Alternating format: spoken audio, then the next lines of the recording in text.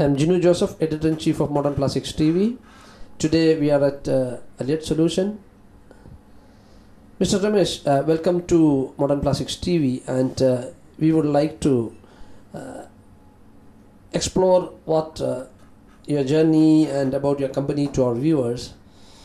Thank you so much for your time and effort for this. Mr. Ramesh, thank you so much for being with us, and it is my pleasure back again at your office. Could you please tell our viewers about Elliott Solution and which are the companies you represent? Thanks, Gino. It's a pleasure to be here with you today. With respect to my company, Elliott Solutions, I started this company in 1995. Started it from my bedroom. And over the period of 23 years, we have grown now with multiple agencies. We basically are into processing machines, ancillaries, and technology for the plastic industry. We represent a large array of companies exclusively in India. To name a few, Amut, Bauer, Kanai, Damla Plast, Grave, Gunther, Harden, Kra, Korimplast, Multitech, and Next, and Zerma.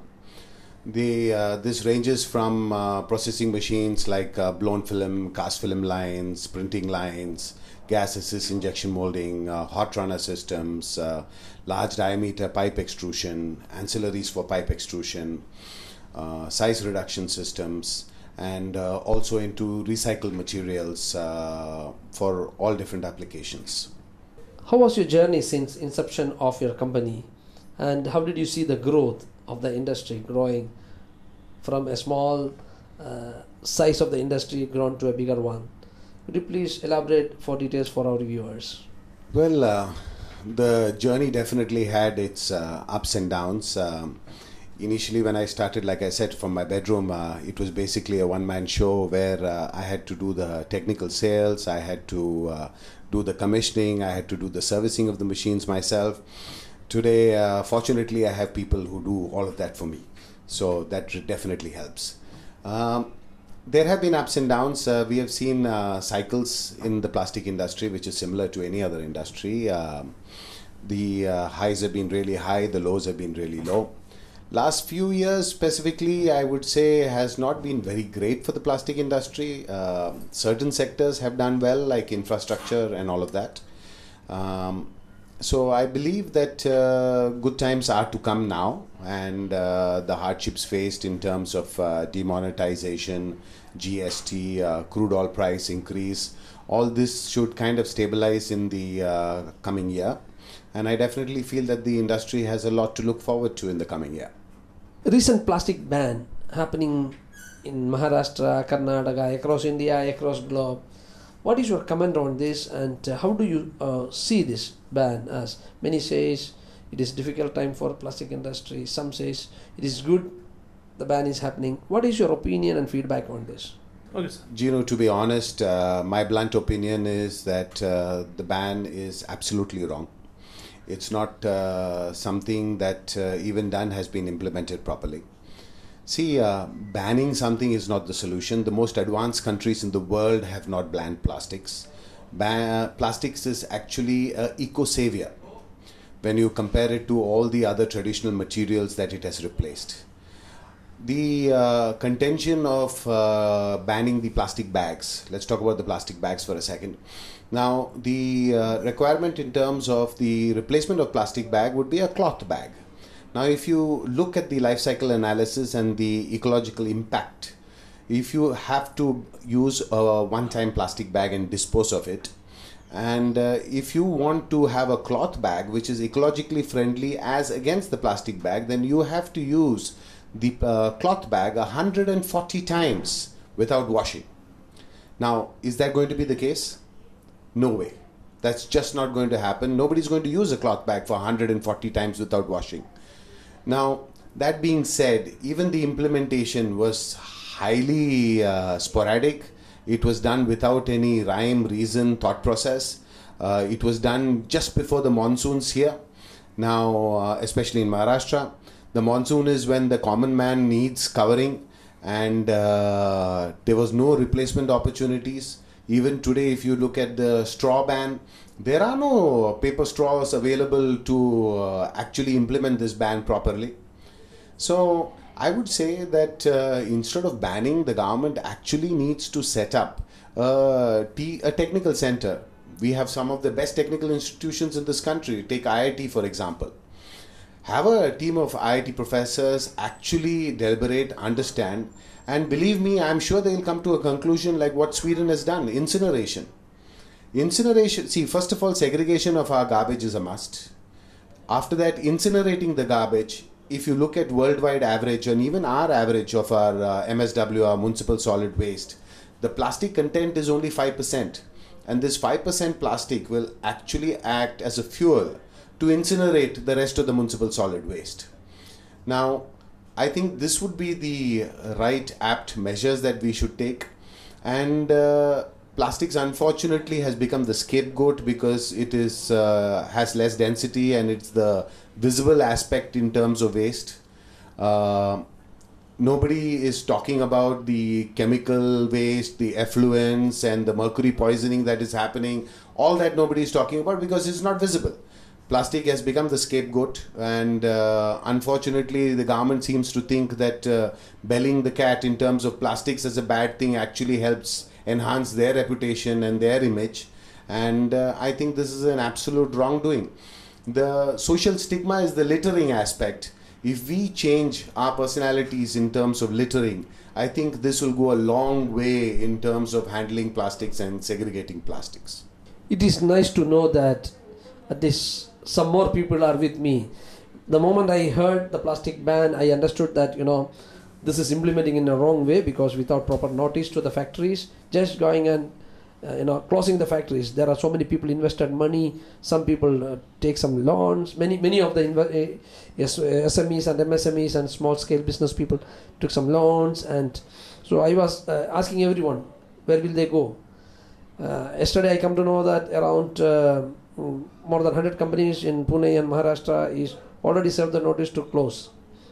So this is again a problem of, as you said, without planning, implementation. So my question is, we talked about waste segregation. You travel to so many countries. Also our politicians, almost all of them travel to all the countries. And what is a solution we should give to solve this problem? There's a little difference between the politicians traveling and me traveling. I say this with a bit of humor, but my trips are not junket trips and sightseeing trips. I actually travel on work. So as far as I have seen, we need to have stringent laws in place in terms of littering. Take Singapore for example. There is no littering in Singapore. Even you and I, when we go to Singapore, we dare not litter, though we may be littering right here in India. Because if we litter there, it's a $500 fine. And so we change. The minute we land into Singapore, we don't litter. So I believe that that aspect has to be brought in. So you have stringent fines for that. Then in terms of if the segregation is done properly, what happens is the recycling becomes a much easier process because the maximum amount of manpower required is for segregation. Now, also, it would be nice to have certain government regulations into place. Like if you look at advanced countries, they make it mandatory that X percentage, between 5 to 20% on various different products, recycled material has to be used. Take for example PET. Now recycled PET in India is cheaper than the virgin raw material. Whereas you take world over, take Europe or the US, recycled PET is actually more expensive than virgin PET. Because of the process followed, the chips are created in terms of bottle to bottle. The recycling is done where the bottles are collected, they are recycled, there is a SSP, the IV is increased, so it becomes a bottle grade material again with an FDA certification to it. So it is a mandate internationally in the US that you have to use X percentage of recycled material. Now, if we institute such type of things, I definitely believe that there is a prospect. Now, internationally, even with respect to biofuels or fuels from plastic, there is a government mandate in several countries where 5% has to be mixed with petrol or diesel. And this is a government mandate. So if we have such type of government mandates, like how we have government mandates for environmentally friendly energy, like, solar systems and these type of things, new generation of anything, recycling of anything, becoming more green, more environment friendly, requires government support for sure, but proper government support. Like you said, banning was absolutely the wrong thing that was done. And the implementation of it also was so haphazard. If you look at it, day one we received a notice in the newspapers that bags for milk has been banned, bottles for water has been banned. Then the government realized the very next day that this is just not possible to implement, so they withdrew the ban. Now if you look at additives for the PVC industry, okay, they basically were lead based. The government has said now, okay, we'll give you 5 years or 10 years in which you have to phase out lead based production and go into a tin based additive production. So, this type of thing where you give a time period, a chance for people to look for replacements, to manufacture replacements and, become, say, look at biodegradable bags, eco-friendly bags and these type of things. Yes, it would have been a viable option, but not just sporadic banning overnight. Mr. Ramesh, could you please tell our viewers what are your future plans and what message you want to give to the industry? Well, in terms of future plans, for the last 23 years, I've been creating brands in India, taking international brands and giving them a footprint here in India. So we want to change the scenario around a little bit. Very soon, hopefully by next year, Allied Solutions will start manufacturing its own machines. What it is, you will know in 2019, yeah? And in terms of message to the industry, I believe the next decade is going to be golden years for the plastic industry, especially in the fields of infrastructure, automotive and construction.